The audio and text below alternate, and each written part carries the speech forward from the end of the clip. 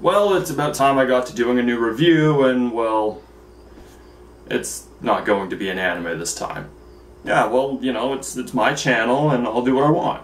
Actually, you're doing this because you spent 2 weeks getting baked while watching Gundam Wing. Yes, Gremlin, that is true, but I do not regret any of that. So in keeping with the whole anime stuff, I decided to take a look at J-Star's Victory vs. Plus on the PlayStation 3. Yeah, I could have opted for the PS4 version, but I opted for the PS3 version. Why? Because I don't have a PS4. Please give me money. So, J-Star's Victory vs. Plus is a fighting game where the heroes of the Japanese comic company Shonen Jump all get together and beat the tar out of one another. You have everyone's favorites here like Goku, Luffy, Yusuke, and this big-breasted chick who becomes an Esper from Final Fantasy VI. I like her. A lot. For reasons. Innocent reasons. Not her boobs. J-Star's fights occur in a small arena with varying degrees of destructibility. Sometimes you can destroy entire buildings, other times you can only make a small crater. The game really does a lot to make even the weakest of characters seem really powerful, and it's satisfying to send your opponent careening through some poor sod's house. Imagine just being poor Mr. Sato working away at his desk, when all of a sudden an orange-clad youth is tossed through your office wall, bloody and beaten to within an inch of his life, while some psychopath in horse armor is chasing after him, and the entire building collapses, and everyone but Mr. Sato is killed, and he's got these papers due in like 2 days, and like what does he say to his wife when he gets home? Like, oh, hi honey, how was your day? He's just like, oh, fan-fucking-tastic! It was great, it was amazing! My entire building tried to kill me. I also like the way battles in this game are played out. It's like in Darkstalkers, where after you KO your opponent, you simply earn a point, and you have to keep fighting them with however much health you had when you knocked them out before. It makes for some really tense fights when your opponent just needs one more kill, and you've got a health bar that's practically as empty as Donald Trump's heart. So the game has 4 main modes: J-Adventure and Arcade mode, some other mode, and Free Play. After learning the main mechanics in Free Play, I went off to have an adventure. A J-Adventure. But to my shock, I found that all 4 of the main characters are all people who I don't care to see go on an adventure. And the worst part, the main man Goku is partnered up with this pansy. I don't give a damn who Toriko is, his show sucks. And Goku should be leading the charge. Hell, Goku's probably only letting Toriko lead the way because Goku's such a nice guy, and that if he didn't, he'd just be overshadowed by how fucking amazing Goku is. Well, let's try it out. I don't think they're trying to push One Piece, not at all. So you go around in a ship, and your goal is to win the Jump Battle Tournament. But that's a stupid plot, so I came up with my own. Luffy and Ace are on a stoner quest to get muffins, when they run into Rainbow Smash here, who's the world's most rabid brony. He's on a quest to find his long-lost Pegasister, and it somehow involves getting an airship and a cannon and all sorts of shenanigans. Luffy and Ace, thinking that this might end with them getting muffins, decide to tag along with Rainbow Smash. So it eventually sends me off to Korin's tower to meet up with Korin, who is a cat. I will call him Whiskers the Wonder Cat. Who sends me off to find something I haven't been paying attention, and then I find some more somethings and I'm still not paying attention, and then I find that, okay, you know what? I haven't paid attention at all during this story. I just go to the star on the map, punch someone, send them through a building, and that's it.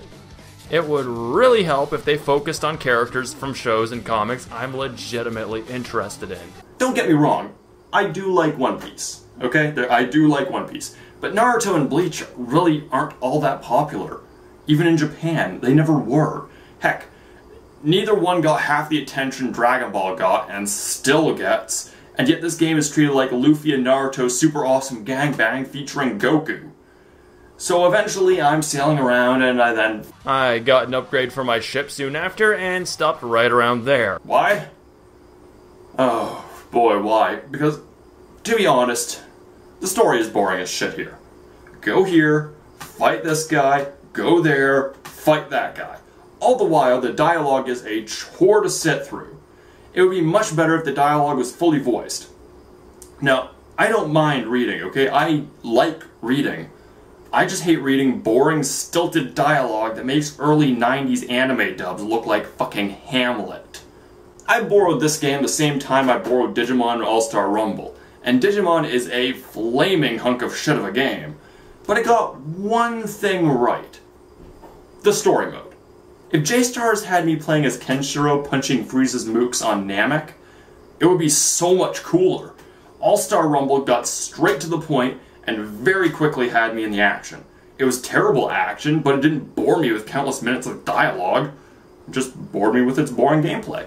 And the very worst part is that they neglected franchises like Ultimate Muscle in favor of more recent characters. I won't lie, some of them, like Medaka, make me want to learn more about them. But then there's shit from Naruto. We got 3 Naruto characters when 2 would have done the job. Hell, 1 is even too much. I do applaud them for remembering that Fist of the North Star and Rurouni Kenshin exist though, so kudos for that. Now this game is actually oddly fun despite being kinda simple. Very few things are as satisfying as sending Naruto screaming through a building and then sprinting after him to kick his ass some more. God, fuck it. The arcade mode is literally just that. An arcade mode. It's no different than classic mode you'd find in Smash Brothers. You fight a group of opponents and make it to the end, that's it.